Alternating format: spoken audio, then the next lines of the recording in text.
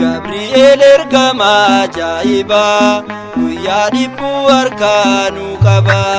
Gabriel ergama ajaa'ibaa guyyaa dhibbuu harkaanuu qaba. Gabriel ergama ajaa'ibaa guyyaa dhibbuu harkaanuu qaba. Gabriel ergama ajaa'ibaa guyyaa dhibbuu harkaanuu qaba. Abidde boba'oo samii gubbaa ga'ee itti darbachiisuuf mootiin Baabiloon ka'ee Gabri'eeliin dhufee abiddicha dhaamsee ijoollee sadanii achi keessaa baasee anaanis na baasa ani shakkoo utoo jikoo argu. Gabriel ergama ajaa'ibaa guyyaa dhibbuu harkaanuu qaba.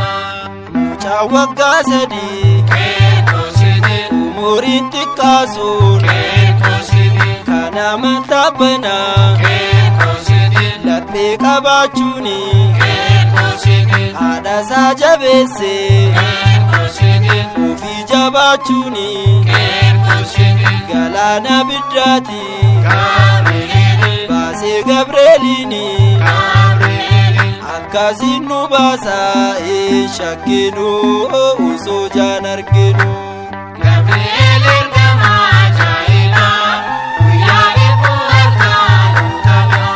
Samii gubbaa dhufee waaqarraa ergamee Zakkaariyaas waamee ergaa isaatti himee baay'iseetu shakkee naga'uu jedhee didaa ta'ii jedheen yommus didaa godhee aangoo guddaa qaba ani shakkoo osoo jikoo argu. Gabriel ergama ajaa'ibaa guyyaa dhibbuu harkaanuu qaba. Ergama qulqulluu ergama amanamaa karaatti niifamu cubbuu ilmaan namaa sagalee gammachuu kan dubreetti himtee dhalachuu gooftaati cubbuun nuuf dhiifamtee nus nu gammachiisa ani shakkoo osoo jikoo argu. Gabriel ergama ajaa'ibaa guyyaa dhibbuu harkaanuu qaba.